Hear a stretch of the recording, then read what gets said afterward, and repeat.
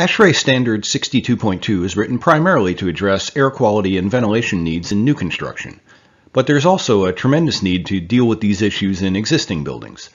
So the standard also includes information that allows retrofit contractors to apply the concepts to houses going through weatherization and home performance retrofits.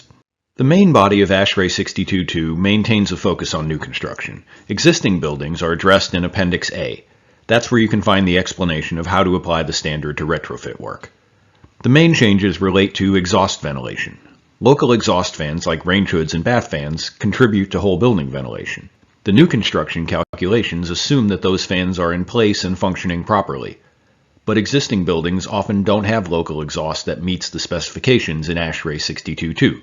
Appendix A includes calculations that increase the size of required mechanical ventilation fans to compensate for any shortcomings in the local exhaust systems. This adds another element to the fan sizing calculation. Now the equation is the required mechanical ventilation rate equals the total desired ventilation rate plus the local exhaust deficit minus the rate provided by infiltration. We'll abbreviate that to CFM fan equals CFM total plus CFM exhaust deficit minus CFM infiltration. Another important change is that the infiltration credit is not limited to 2/3 of the total desired ventilation rate for existing buildings the way it is for new buildings. So if the house is very leaky, no fan will be required. There's also a change to the base equation. The total desired ventilation rate can now consider the actual number of occupants since it's known in existing buildings. The standard says to consider the actual number of occupants and the number of bedrooms plus 1. Use whichever number is higher. This makes sense. If there are more people actually living in the house, provide more ventilation. But if the current occupancy is low, base the rate on the number of bedrooms. The actual occupancy could easily go up in the future if the house is sold or rented to new occupants, or if additional people move in, or if the occupants have children. The local exhaust deficit calculation compares the actual exhaust flow rate to the rates required for new construction in ASHRAE 62.2. The deficit is 1/4 of the difference between the two. It's not stated directly in the standard, but this is presumably because we don't expect local exhaust fans to run all the time. They're typically intermittently operated. In addition, a credit of 20 CFM per room is allowed if one or more operable windows are present in that room to provide additional ventilation as needed. So this calculation must be done for each kitchen and full bathroom in the house.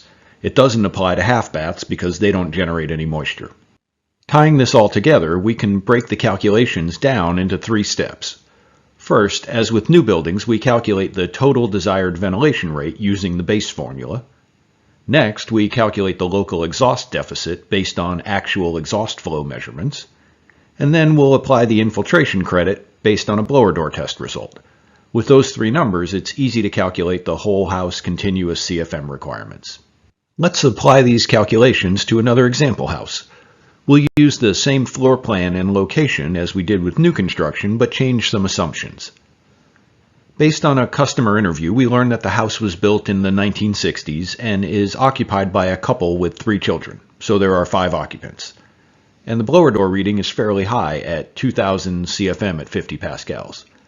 We also note that there are operable windows in the kitchen and bathroom, plus the bathroom has an exhaust fan which we measure at 20 CFM, and the kitchen has a sidewall vent fan that we measure at 70 CFM. Just like the new construction example, our first step is to calculate the total desired ventilation rate. Just as before, the first part of the equation deals with the floor area, so we multiply the 1200 square feet by 0.03. That part again gives us 36 CFM. For the second part, we must now consider the number of occupants. We know that there are 5, which is higher than the 3 bedrooms plus 1, so we'll multiply 5 occupants by 7.5. And that gives us 37.5 CFM to deal with the contaminants generated by 5 typical occupants.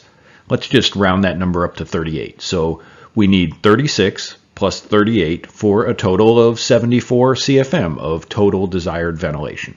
But that assumes strong local exhaust rates, which isn't the case in this house, so we'll need to add some whole house ventilation to account for this. Here are the steps. First, we measured the actual flow rate through each fan.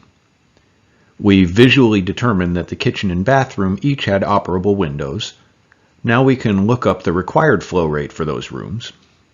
Both fans are operated intermittently, so the kitchen should be 100 CFM and the bathroom should be 50 CFM. The final step is to sum up all the deficits and divide by 4. Let's run through the actual numbers. Each full bath requires 50 CFM, but gets credit for existing fans and operable windows. The existing bath fan is only providing 20 CFM, but since there's an operable window in the room, we can add another credit of 20 CFM. That results in a net deficit of 10 CFM. Each kitchen requires 100 CFM, but the existing fan provides only 70. Again, we get a 20 CFM credit for an operable window. Note that there are 2 windows in the kitchen, but you only get 1 window credit per room regardless of how many windows there are. So the net deficit is 10 CFM for the kitchen. Now we can add up the deficits for the 2 rooms to get a total net deficit for the house of 10 CFM plus 10 CFM, or 20 total CFM. But this deficit is for the fans when they're running. Since they're intermittent, we divide by 4 to convert them to a continuous CFM flow requirement. 20 CFM divided by 4 equals 5 CFM. That's what we need to add to the required whole building ventilation. We're getting close now. The base formula gave us a total required ventilation rate of 74 CFM. But the shortfall in the local exhaust means we have to add another 5 CFM to compensate. Now all we need is the infiltration credit to finish the calculation. As we saw in the last lesson, for our example house, the weather and shielding factor is 0.48, based on the closest weather station in Trenton. And the S factor is 1 because it's a 1-story house. Now we can plug those numbers into the equation with our blower door reading. The estimated natural infiltration is 0.052 times the WSF of 0.48 times the S factor of 1 times the blower door reading of 2000 CFM. That gives us an estimate of 50 CFM. That's our infiltration credit for this house. We now have all the pieces needed to calculate the required fan size for this existing home. The base formula gave us a total desired ventilation rate of 74 CFM. The local exhaust deficit was 5 CFM, and the infiltration credit was 50 CFM. When we combine them, we come up with 74 plus 5 minus 50, which equals 29 CFM. We need to install a fan that can provide at least 29 CFM of continuous ventilation. One other important point to consider is that these calculations must be done using a blower door test result after any air sealing is done. But it may be crucial to figure out if a system is needed before the work is done, so it can be included in the work scope and, if appropriate, in the quote provided to the customer. In order to deal with that situation, auditors must get pretty good at estimating how much effect the air sealing is going to have on the blower door reading. Be conservative, estimate a big reduction so you don't end up having to install a ventilation fan when you didn't expect it, because you may have to do it at your own or your company's expense. It can be helpful to understand which variables have the biggest impact on the fan size. So I've made 4 different changes to our example house so you can see the difference it makes. I didn't change the location, the bathroom exhaust, or the presence of operable windows in any of the cases. The first column shows the original calculations, which require a 29 CFM fan. The second column shows the impact of a bigger house. Remember, every additional 100 square feet requires 3 more CFM. So if the house goes up to 1,800 square feet from 1,200, then the fan must be 18 CFM larger. Now it's 47 CFM of required ventilation instead of 28. If the house is taller, it will have a stronger stack effect and a higher infiltration credit. In this case, if we change the building from 1 story to 3 stories, the infiltration credit goes up by 27 CFM, and the required fan size goes down to 2 CFM. If there's less spot ventilation, the local exhaust deficit goes up. If we remove the range hood from this house, the deficit goes from 5 to 23 CFM, and the required fan size goes up to 60 CFM. And finally, if the house is leakier, the infiltration credit goes up. If the blower door test result was 3,000 instead of 2,000 CFM at 50 pascals, the infiltration credit would go up from 50 to 75 CFM, and that would reduce the required fan size down to only 4 CFM. It might have occurred to you that it's silly to go to the expense of installing a fan just to provide 2 or 4 CFM. But the 2013 version of ASHRAE 62.2 requires it.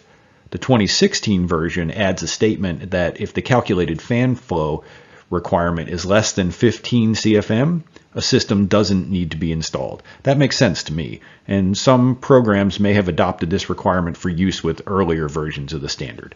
Check with your program staff to find out for sure. That's a pretty complicated calculation we just went through, right? Especially when you're worrying about all the other details that go into an audit or a retrofit job. You could certainly make the case that it's too complicated given the uncertainties in the whole situation. Do the occupants smoke? Do they cook at home a lot? Are there pets in the house? This isn't an exact science, though the standard seems to present it as if it were. In any case, your program may require these calculations, and there are some computer-based tools that can make it easier. Your program may provide their own spreadsheet or other software to help. The New Jersey and Oregon WAP programs make a spreadsheet available that was created by Paul Raymer, who's on the ASHRAE committee and does ventilation training. An internet search for ASHRAE 62.2 spreadsheet should bring it up. Or you might want to use a commonly available app. Rick Karg, who's also on the ASHRAE 62.2 committee, has created a web-based calculator called RedCalc that's free to use. You can check it out at residentialenergydynamics.com. We've included a link at the end of this lesson that will take you to a YouTube video tutorial. It explains in detail how to use RedCalc to complete ASHRAE 62.2 calculations. It's highly recommended that you go through it, especially if this is the software your program prefers for calculating the fan size.